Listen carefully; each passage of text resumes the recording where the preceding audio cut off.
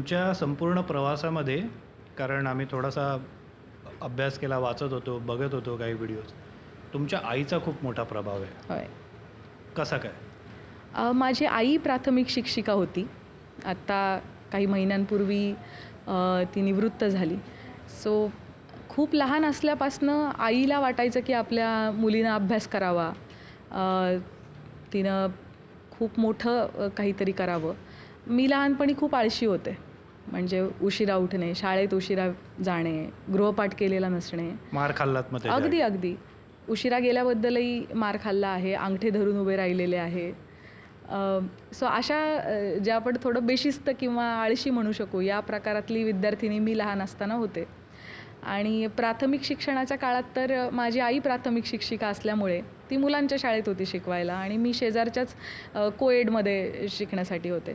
तर मला शिकवणारे शिक्षक हे माझ्या आईचे फ्रेंड्स असायचे आणि त्यामुळे मी केलेली सगळी बदमाशी आईपर्यंत खूप इत्तमभूतपणे पोहोचायची आणि घरीसुद्धा मग माझी शाळा भरायची आणि घरीसुद्धा मला सर्व प्रकारच्या शिक्षा मी आईकडूनसुद्धा लहानपणी भोगलेल्या आहेत.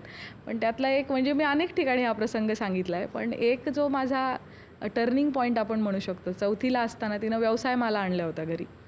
आणि व्यवसायमाला म्हणजे असा प्रकार असायचा तेव्हा की प्रश्न असतो, खाली जागा उत्तर सोडलेली लिहायचं. असते, आपण तिथं उत्तर लिहायचं असतं. तो एक सरावाचा भाग असतो. म्हणजे तुम्ही रुटीनली जे शिकता तेच तुम्हाला खरंच येतं आहे की नाही म्हणून गृहपाठ तुम्ही म्हणून. गृहपाठ किंवा त्याचा सराव, उजळणी आपण म्हणू शकतो. तर ते व्यवसायमाला दिवाळीच्या सुट्टीपर्यंत मी त्याच्यावर नावंसुद्धा घातलेली नव्हती. ती नवीन व्यवसायमालांचा संच तसाचा तसा होता आणि दिवाळीची स्वच्छता तिनं करायला घेतली तेव्हा तिला तो संच सापडला. तिनं सगळी पुस्तकं घेतली माझी बाहेर आणि ती म्हणाली, आता आपण शेकोटी करू याची.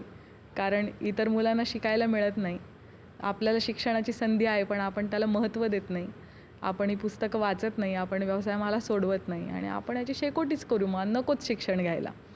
आणि मग माझी छोटी बहीण ती खूपच लहान होती, ती फर्स्ट स्टँडर्डमध्ये होती, 4 वर्ष लहान आहे माझ्यापेक्षा. आम्ही दोघींनी आईचे पाय धरले की आम्ही हा सगळा अभ्यास पूर्ण करतो आणि तो खरंच आम्ही केलाही.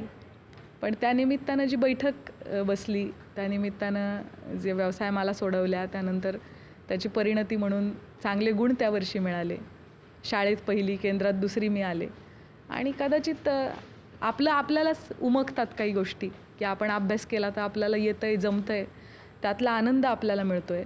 आपण यशाची चव चाखतो त्यावेळेला आपले शिक्षक, आपले पालक आपल्यावरती किती खुश होतात. तर ही त्याची सुरुवातीची प्रेरणा होती अभ्यास करण्यामागची.